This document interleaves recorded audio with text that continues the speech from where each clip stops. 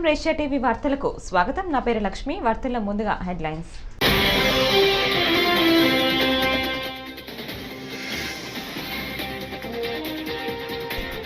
EC అధీనంలోని video Lokesh ట్విట్టర్లోకి ఎలా చేరింది? మంత్రి అంబటి రాంబాబు డిమాండ్.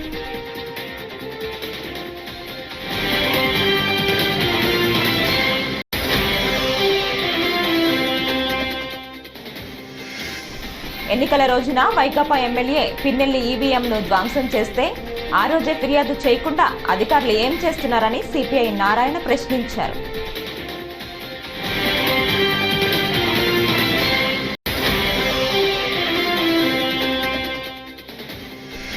విశాఖ జిల్లాలోని సింహాచలం క్షేత్రానికి గురువారం భక్తులు పోటెత్తారు. వైశాఖ పౌర్ణమి సందర్భంగా అప్పన్నస్వామి దర్శనానికి పెద్ద సంఖ్యలో భక్తులు తరలివచ్చారు.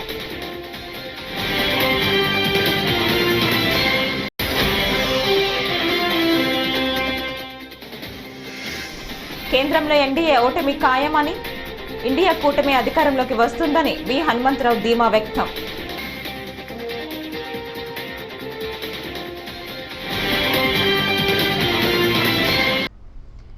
ఇక డీటెయిల్స్ చూస్తే, ఎన్నికల కమిషన్ రిలీజ్ చేయాల్సిన వీడియో నారా లోకేష్ ట్విట్టర్లోకి ఎలా వచ్చిందని పిన్నెల్లి రామకృష్ణారెడ్డి ఒక పోలింగ్ బూత్లో ఈవీఎం ధ్వంసం చేసిన వీడియో ఎవరు లీక్ చేశారు, ఇది ఫేకా ఒరిజినల్ తేల్చాలని ఇరిగేషన్ శాఖ మంత్రి అంబటి రాంబాబు డిమాండ్ చేశారు. మంత్రి అంబటి మీడియాతో మాట్లాడుతూ ఆ వీడియో ఎక్కడి నుంచి రిలీజ్ అయిందో అర్థం కావటం లేదని అనుమానం వ్యక్తం చేశారు.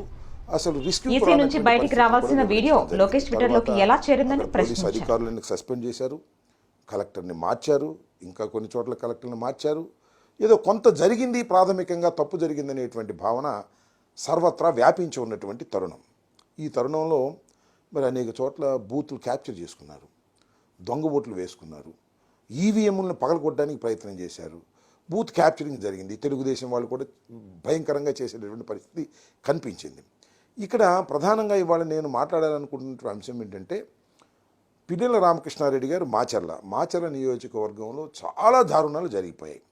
కొన్ని చోట్లయితే అసలు పోలింగ్ స్టేషన్లోకి వైఎస్ఆర్ కాంగ్రెస్ పార్టీ ఓటర్లు వెళుతుంటే వారిని వెళ్ళకోకుండా అడ్డుకొని కొట్టి తన్ని గాయపరిచి బయటికి పంపించినటువంటి సంఘటన చూశాను. దాని మీద అనేక సందర్భాల్లో ఆ రోజున పోలింగ్ రోజున రాష్ట్ర వ్యాప్తంగా చాలా చోట్ల హింసాత్మక సంఘటనలు జరిగాయి.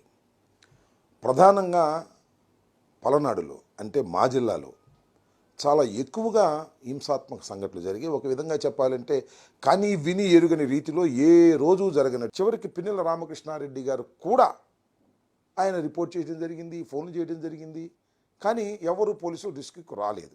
అయితే ఇవాళ నాకు చిత్రంగా అనిపించింది అంటే, ఇవాళ ఒక వీడియో రిలీజ్ అయింది. ఇది రామకృష్ణారెడ్డి గారు ఒక పోలింగ్ బూత్లో, ఏ పోలింగ్ బూత్ అయితే ఇప్పుడు నేను చెప్తున్నాను, ఆ పోలింగ్ బూత్లో ఆ ఈవీఎంను పగలగొడుతున్నట్టుగా ఒక వీడియో రిలీజ్ అయింది. ఇది ఎక్కడి నుంచి రిలీజ్ అయిందో మరి అర్థం కావడంలా. ఇది election commission has to release. యాక్చువల్గా ఇది లోకేష్ గారు ట్విట్టర్లో పెట్టారంట. ఎట్లా చేరింది లోకేష్ గారు ట్విట్టర్కి? Is it false or right? అది ఫేక్గా? అది కంక్లూజన్ ఎవిడెన్సా కాదా? ఎన్నికల రోజున వైకాపా ఎమ్మెల్యే పిన్నెల్లి రామకృష్ణారెడ్డి ఈవీఎంను ధ్వంసం చేస్తే ఆ రోజే ఫిర్యాదు చేయకుండా అధికారులు ఏం చేస్తున్నారని సిపిఐ సీనియర్ నేత నారాయణ ప్రశ్నించారు. ఢిల్లీలో ఆయన గురువారం మీడియాతో మాట్లాడారు. వైకాపాకు అనుకూలంగా పోలీసు వ్యవస్థ పనిచేస్తోందని, అనుకునేందుకు ఇలాంటి ఘటనలే నిదర్శనమన్నారు. ఆంధ్రప్రదేశ్ సంబంధించి